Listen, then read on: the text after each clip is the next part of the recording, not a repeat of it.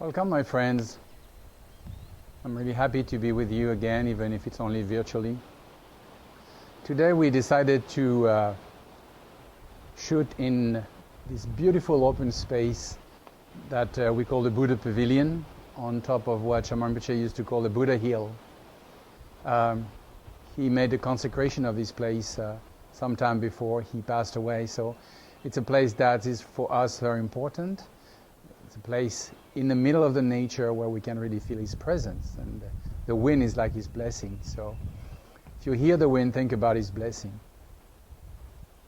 I wanted to talk this time a little bit about the resolution, the understanding we are always trying to have. As human beings, we tend to look outwardly to find a resolution, to make sense of things, which is not a bad idea, but it's maybe not sufficient. And I more particularly wanted to talk about the inner resolution, what we can find inside when we make a pause and we look at what is happening. So I'm not here to denigrate outer resolution, social, scientific, and so on and so forth, but I just wanted to add to this outer way of finding resolution the necessity to find an inner resolution. According to the teaching of the Buddha, the source of all understanding and of all ignorance is mind. That samsara, as well as nirvana, are an experience of mind, either enlightened by wisdom or obscured by ignorance. So if we're only looking outside, we cannot see the structure of our constraints, the ignorance that is the source of all our misunderstanding and thereby actions that lead to suffering. So it's very necessary now and then to make a pause. The Buddha himself illustrated that in his life. First part of his life he was quite active, learning, training to become a king, and then he realized that he had to find the inner resolution. He had to find liberation from within, and then he sat. It's a really interesting concept to sit.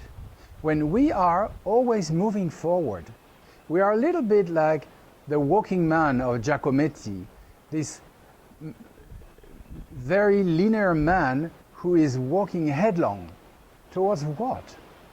A resolution. And it's like the horizon. We can see it, but we never cross it. So we're actually moving farther and farther away from the resolution, for the resolution is within. So we are now in a time where the entire world is marking a pause. And we should really use this moment to think about what is really going on. If we look at our mind, and in particular if we use the teachings of the 12 links of production independence, it really shows us how this present moment, what we perceive and what we are going to do, depends on previous moments. In particular, two previous moments. One is ignorance. I talked about this during my last videos. Mind doesn't know itself. The perceiving mind sees itself as an entity, a thinker, that is aware of the object, that is only the natural radiance and creativity of mind. So there is a duality in every instance of consciousness. Based on that, on the field that opens up between the subject and object, all sorts of appreciation, likes and dislikes, arise. They motivate different mental emotions, and they motivate different forms of actions, verbal or physical.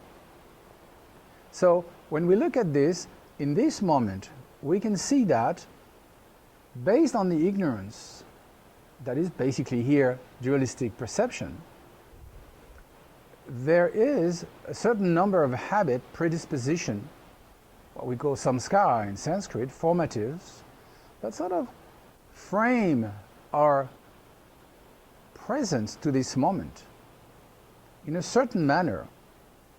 And then the consciousness is projecting itself. And actually this consciousness, which is the third movement in the 12 links of production independence, the consciousness is actually divided in two: the impelling consciousness and the impelled consciousness.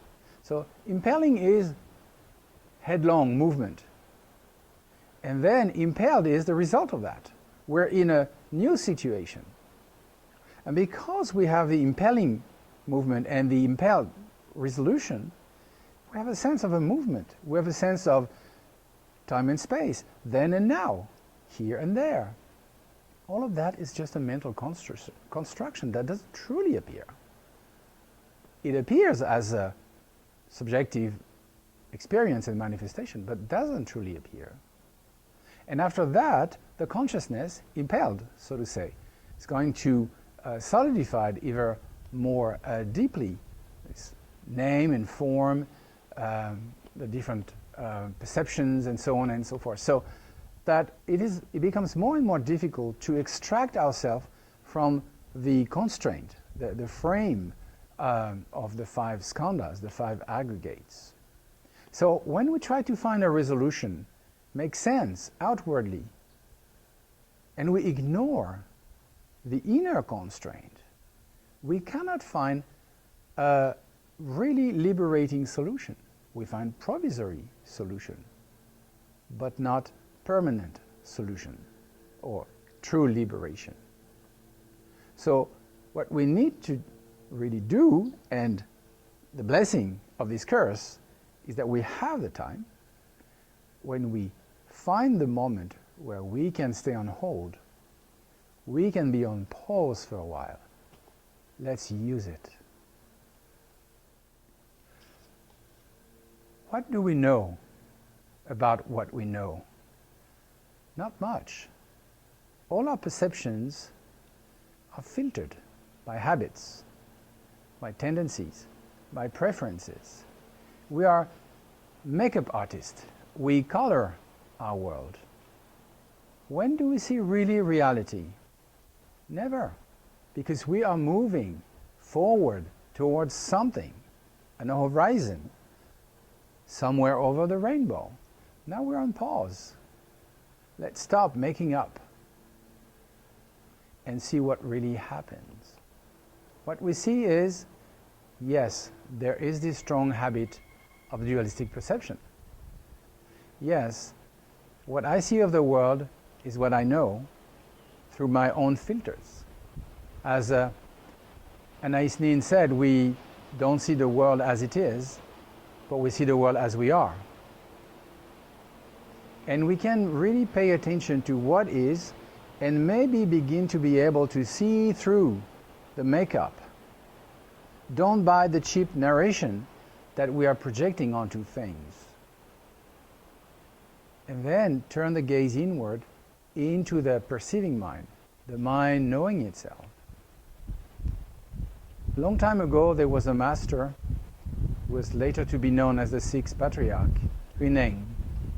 Two of his disciples were debating, arguing, whether the wind was moving or the flag. And they couldn't find a solution. So they asked Huineng, Master, what is moving, the wind or the flag? And Huineng said, neither the wind nor the flag. The mind moves. Flag, wind, mind moves, one understanding. When the mouth opens, all is wrong.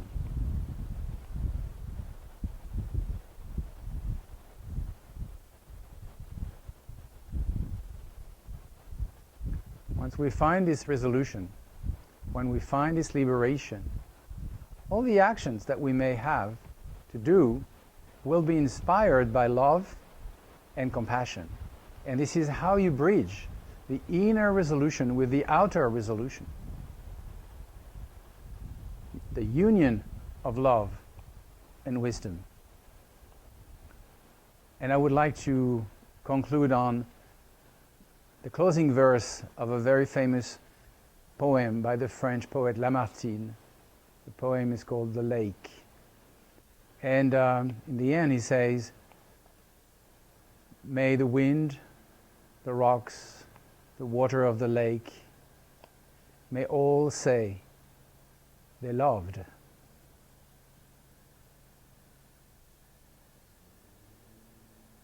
That's all that matters. Thank you very much. Have a beautiful week. Until next time, stay well.